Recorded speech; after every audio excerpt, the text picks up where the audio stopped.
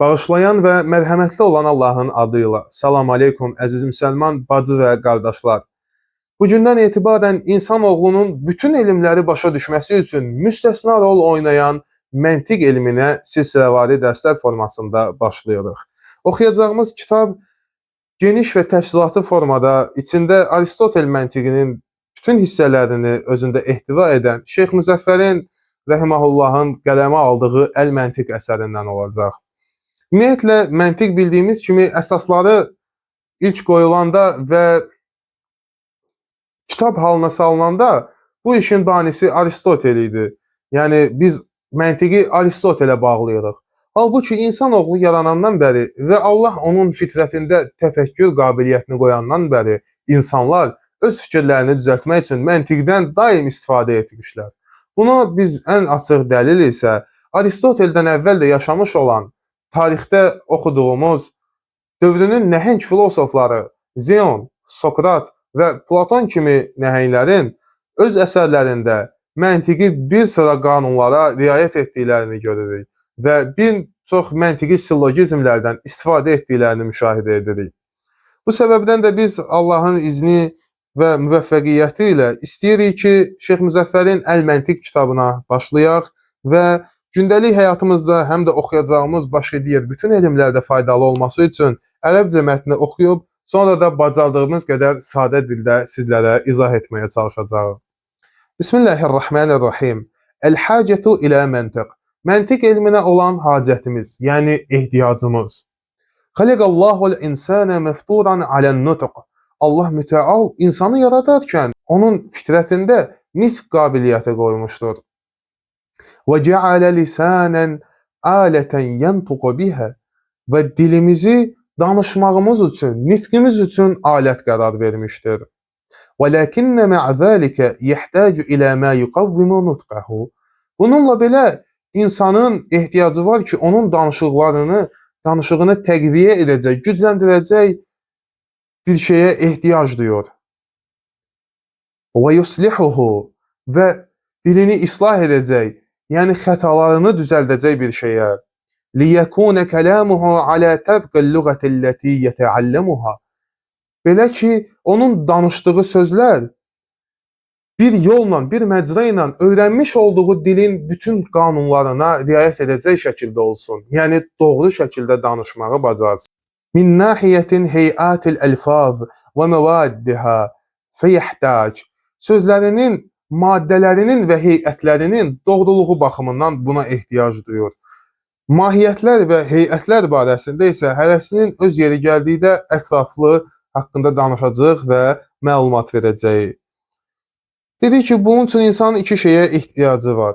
Əvvələn, birincisi, İlə mudarribullezî yuavviduhu alə mumarisatiha. Birincisi, insanın bir məşqçiyə, bir təlimçiyə ehtiyacı var ki, dilin məşqini onun üçün adiləşdirsin və insanı buna alışdırsın. Əth-thəniyən, ikincisi qanun. Qanuna ehtiyacı var. Hansı qanuna? Yərci'u aleyhi ya'simu lisanəhu anil xəta və zəlikə huvən-nəhvu və-sərf. İkincisi isə insanın dediyi qanuna ehtiyacı var. Bir qanuna ki, insan hər zaman özünü xətadan qorumaq istəyəndə qayıdıb o qanuna baxa bilsin, oxuya bilsin və onu həyatında tətbiq edərək öz dilini xətadan qoruya bilsin. Və buna ərəb dilində nəhv və sərf, bizim dilimizdə isə morfologiya və sintaksis elmləri aiddir. Hansı ki, danışığını düzəltmək istəyən insan onlara müraciət edir. Və kəzəlikə xələqəllahu insənə məfturan alə't-təfkir. Eyni zamanda Allah mütəal insanı fitrətində təfəkkür istedadı olaraq yaratmışdır. Təfəkkürə belə tərif verilir. Zihində hazır olan, bilinəndən tapmaq istədiyimiz bilinməyənə bizi çatdıran əqli əməliyyatdır. Bunun saysız hesabsız nümunələri var. Çox sadə bir nümunəni sizə demək istəyirəm. Bir insan bir saatda 5 kilometr məsələn yol gedə bilir. A nöqtəsindən B nöqtəsinin məsafəsi 2 kilometrdir. İnsan məsafəni bilir, zehnində hazır olan məlumat nədir? Məsafə 2 saatlıq yoldur. Və insan da özü də bilir ki, 1 saata 5 kilometr yol gedə bilir. İnsan indi bilmir. Mən bu 2 kilometr yolu neçə vaxta gedərəm?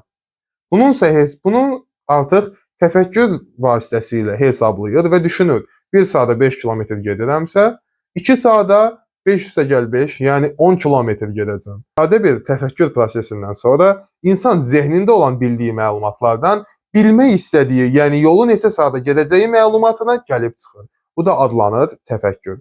Sözsüz ki, bunun saysız hesabsız misalları və nümunələri var. Müsənnif buyurur: "Bimə mənəhu min quvvətin aqilətin mufakkara." Yaxşı, bəs dediyi insanda bu təfəkkür var. Nə vasitəsilə bu həyata keçir? Deyir ki, o şeylə ki, Allah mütəal insana bunu hədiyyə edib. O da nədir? Ağıllı fikirləşən qüvvə, ağıllı düşünən qüvvə vasitəsilə insan bunu həyata keçirir. Lə kəl-əcməvat. Digər heç bir dilsiz, ağılsız şeylərdən, o cümlədən heyvanlardan fərqli olaraq insanda məhz Allah bu lütfü qərar verib. Digərlərində isə öz müşahidələrimizdə də gördüyümüz kimi bu qabiliyyət yoxdur. Vələkin, amma mə'ə zəlikə neciduhu kəsirəl xəta'i fi əfkarih. Biz bir çox insanı tapırıq ki, onlar düşüncələrində xəta edirlər. Fəyəhsibu mə leysə bi'illətin illə. Səbəb olmayan şeyləri səbəb kimi görürlər. Buna çox gözəl bir misal var. Hətta bu misalı mətnini oxuyandan sonra vurğulayarıq ki, daha aydın olsun. Səbəb olmayan şeyləri səbəb görürlər. Və mə leysə bi nəticətin li əfkarihi nəticətən. Və fikirlərinin nəticəsi olmayan şeyləri fikirlərinin nəticəsi kimi görürlər. Və mə leysə bi burhanin burhana. Burhan, dəlil olmayan bir şeyləri burhan kimi qəbul etməyə və hesab etməyə başlayırlar. Və qəd ya'taqidu bi əmrin fasidin əv səhihin min muqaddimatin fasidə. Və bəzən də insanlar düzgün və yaxud da səhv olmasından asılı olmayaraq bir şeyə iman gətirib inanırlar.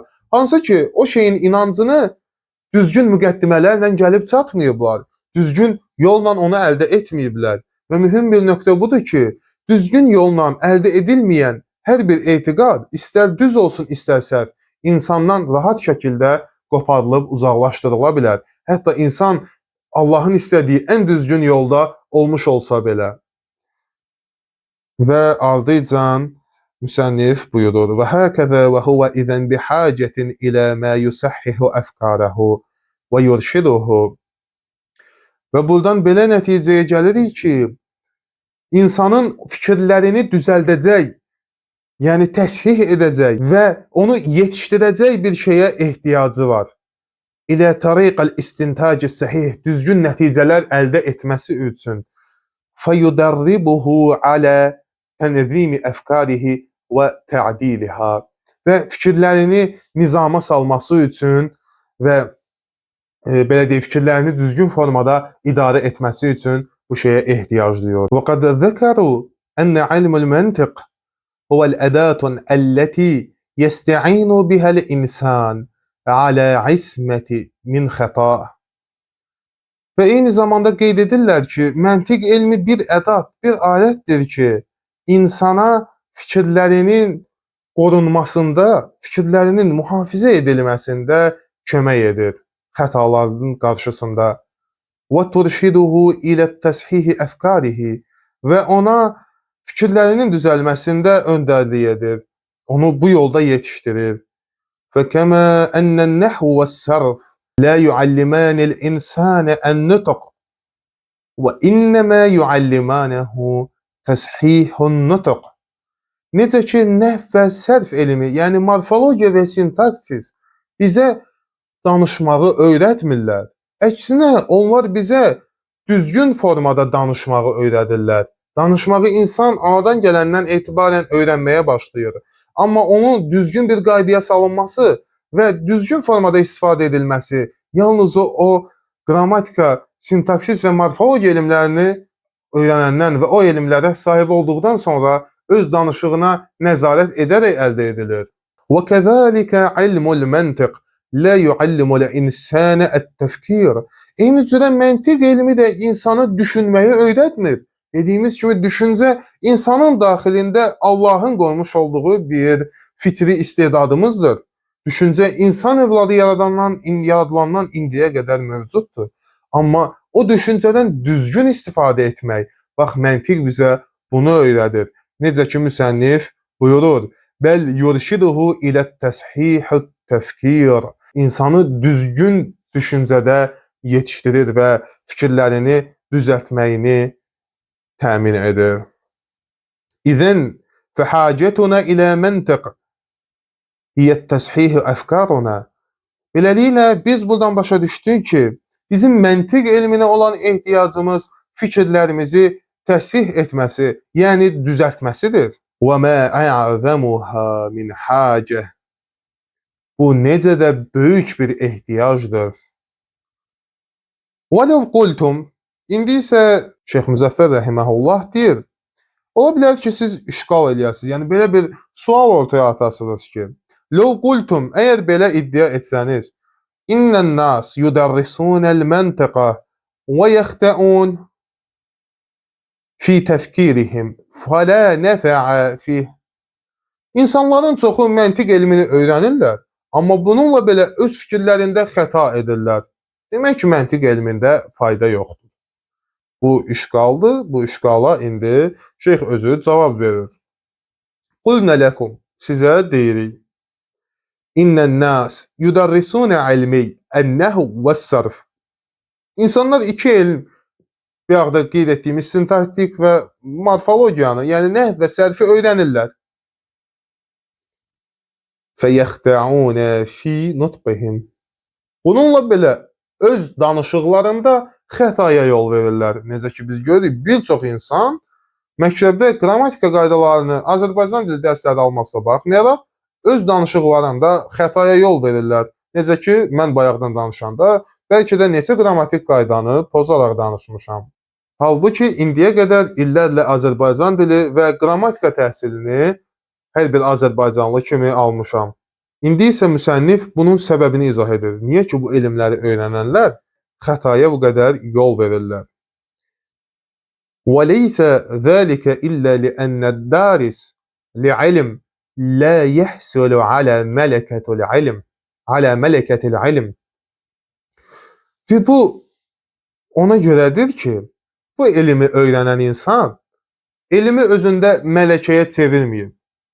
أَوْ لَا يُرَاعِي قَوَاعِدُهُ عِنْدَ الْحَاجَةِ və yaxud da ehtiyacı olan zaman bu elmin qaydalarından istifadə etmir. أَوْ يَخْتَأَ فِي تَطْبِيقِهَا və yaxud da ola bilər ki, insan bütün qaydaları gözəl formada bilir və zehnindədir, amma tətbiq edən zaman xətaya yol verir. Məsələn, soruşsanız bütün nitq hissələrini, köməkçi nitq hissələrini və s. hər birini sizin üçün sayar insan. Amma danışıqda buna riayət etməyi bacara bilmir. Bu da səbəblərin biri kimi Şeyx Müzəffər qeyd edir. Ardınca buyurur: "Feyuşaddu anis-savab" və düzgün yoldan azırlar. Beləcə, əziz izləyicilər, kitabın ibarəsi ilə də tanış olduq və istəyirəm ki, bir nüansı aydınlaşdıraq. Deyək, qeyd etdik ki, insanlar fikir qabiliyyətini Allah onların fitrəsində qoymasına baxmayaraq, bir çox səbəb olmayan şeyi səbəb və nəticə olmayan şeyi nəticə, sübut, dəlil olmayan şeyləri isə sübut və dəlil kimi hesab etməyə başlayırlar. Bunun isə gözəl bir nümunəsini biz tarixdə görürük. 1939-45-ci illər arasında 2-ci Dünya müharibəsində Amerikan təyyarələri, necə deyərlər, Alman hava müdafiə sistemləri tərəfindən quşlar ovlanan kimi ovlanırdılar. Hər döyüşə gedən təyyarələrin böyük əksəriyyəti sağ-salamat öz bazalarına qayıdıb çıxa bilmirdilər.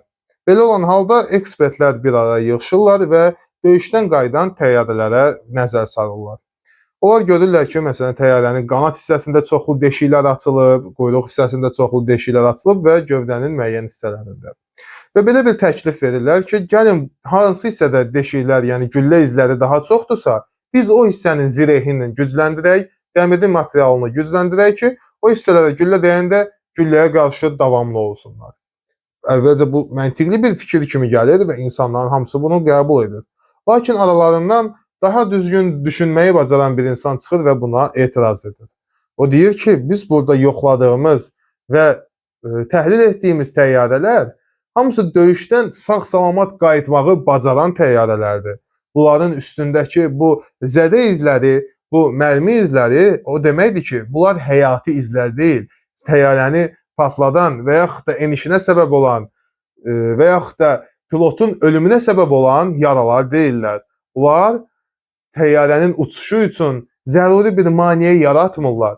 Demək ki, biz hansı yerdə ki az zədə var, hansı yerdə ki ümumiyyətlə güllə dəyməyib, o yerləri gücləndirib, o yerləri qorumalıyıq. Çünki o yerləri qorusaq, düşmən orada atəş açdığı zaman həm həyati yerdə zədələməyəcək və indiki bu deşik və zədə olan yerlərin də onsuz deşilsə də problem yoxdur. Çünki təyyarələr sağ-salamat belə olan halda qayıda bilirlər. Və Amerikalılar bunu öz təyyarələrinə tətbiq edirlər. Güllənin ən az dəydiyi yerlərə ən çox zirehlə təmin edirlər, zirəhləndirirlər.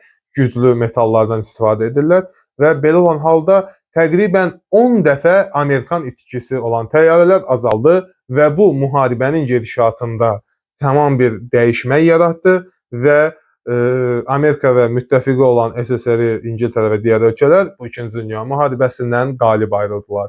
Dünyanın taleyini məntiqli bir görüş dəyişdirdi. Bunun minlərlə, hətta milyonlarla nümunələri tarixdə doludur.